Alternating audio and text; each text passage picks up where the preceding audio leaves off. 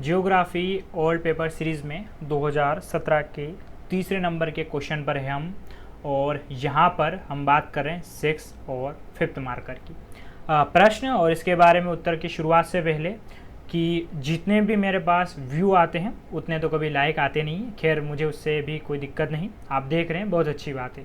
लेकिन आज स्पेशल मैं आपसे कह रहा हूँ कि जितने भी बच्चे देखें वो सारे कमेंट करके ये बताएं कि आपको आने वाले समय में, यानी कि जब 2018 तक कंप्लीट हो जाएगा जियोग्राफी, तो आपको आने वाला कौन से विषय पर ये पूरा जो क्वेश्चन पेपर की सीरीज़ चाहिए, जिसमें हम फिर से 2014 से लगाकर 18 तक के पेपर की हम चर्चा करेंगे।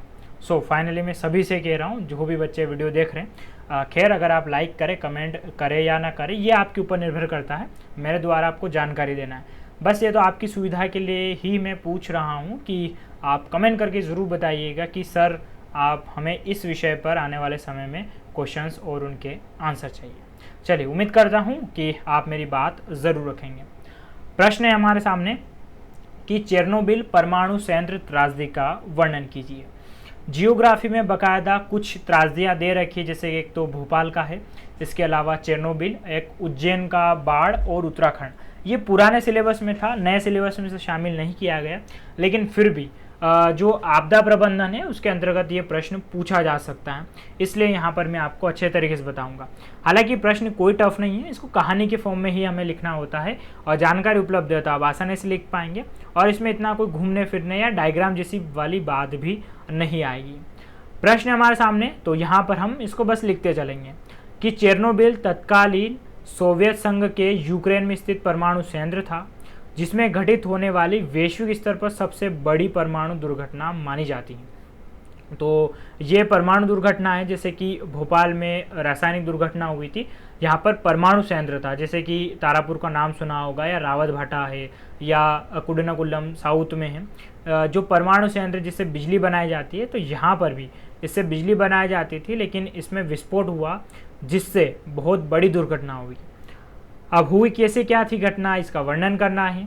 तो 25-26 अप्रैल 1986 में भोपाल का था, 1986 में इसका है।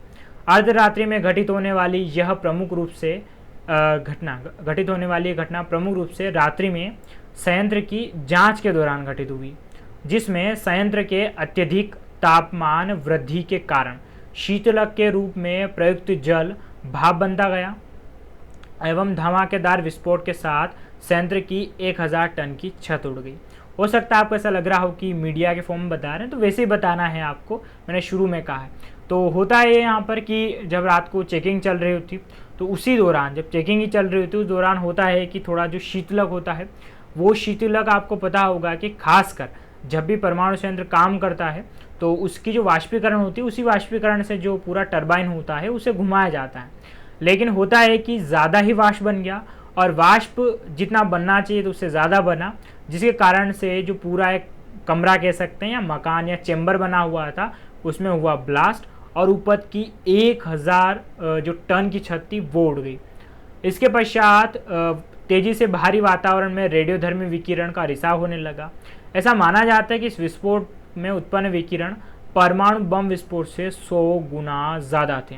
ये अपने आप में बहुत बड़ी चीज़ है कि एक परमाणु विस्फोट में जितने विकिरण निकलते उससे 100 गुना ज़्यादा निकले। हालांकि इसमें घटना इतनी बड़ी इसलिए नहीं हो जाती, विस्फोट तो हुआ, लेकिन इस घटना से 2 से 3 लाख लोग विस्थापित हुए और 100 के करीब तत्कालीन मृत्यु हुई।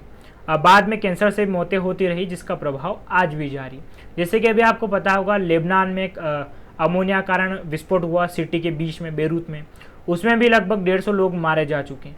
लेकिन यहाँ पर ये एक अच्छी बात हम कह सकते हैं कि इतना बड़ा परमाणु विस्फोट होने के बाद भी 100 के आसपास तत्कालीन लोग मरे।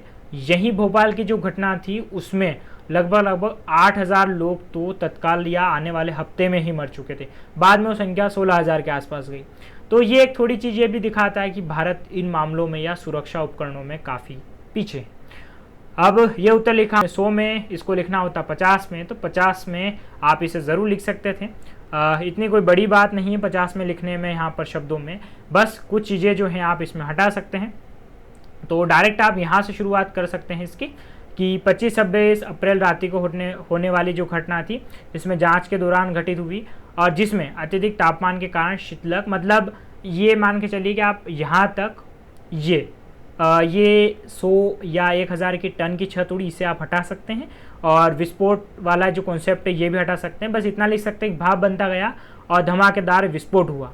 विस्फोट के पश्चात रेडियोधर्मी विकिरण का रिसाव होने लगा और इसे तत्कालीन रूप से 100 लोग मारे गए और 2 से 3 लाख लोग विस्थापित हुए। तो इस हिसाब से हमारा जो ये उत्तर है ये हो जाएगा यहाँ पर 100 और 50 शब्दों में कंप्लीट। इसके अलावा स्पेशल MPPSC के लिए पेड कोर्स अवेलेबल है, सो जाकर आप ज़रूर विजिट कर सकते हैं। अलग अलग विषयों में अलग अलग क्लासेस और 3 घंटे का डेली का आपको वीडियो लेक्चर यहाँ पर मिल रहे हैं।